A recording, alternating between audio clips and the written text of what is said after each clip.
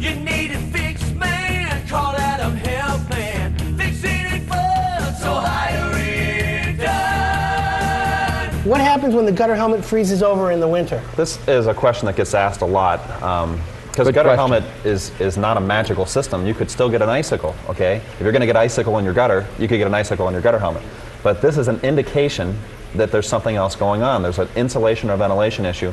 Somebody needs to get up in that attic and address that, okay? Now we actually do have a, I don't know if we were able to show it on that system, we offer a heating cable system that was specially designed and invented for gutter helmet. It's called a heated helmet that will stop icicle formation. And what gutter helmet will do is it will keep the ice and snow from building up inside the gutter. That's the key, Adam.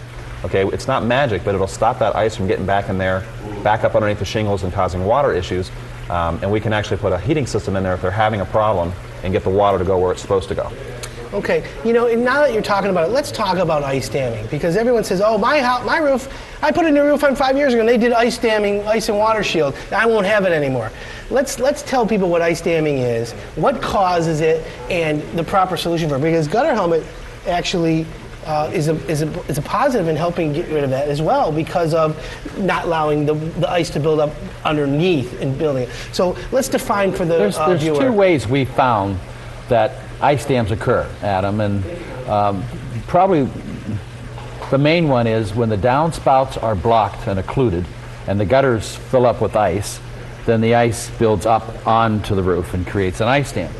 And when that, as long as everything's cold, everything is okay. When everything is cold and the temperatures are below freezing, but when the temperatures go above freezing, the water starts to melt above at the highest point.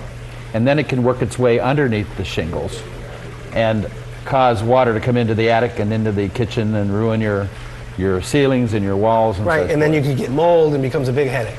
Yeah, and even though your insurance may cover it, it's a big hassle, and the dust and the inconvenience is just horrible.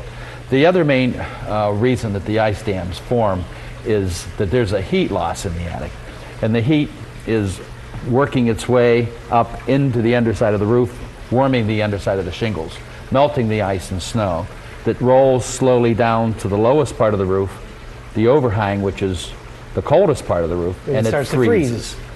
And that's where the ice is thicker than water, and it starts to expand. It gets underneath the shingles, expands that up, and then it goes back up. It starts to melt again. And then in the water, instead of coming on the outside, is in the inside into your house. And drip, drip, drip, drip. And once that water gets in there, once that insulation is wet, the R value is compromised, and depending on how wet the insulation gets, it should be replaced. Exactly.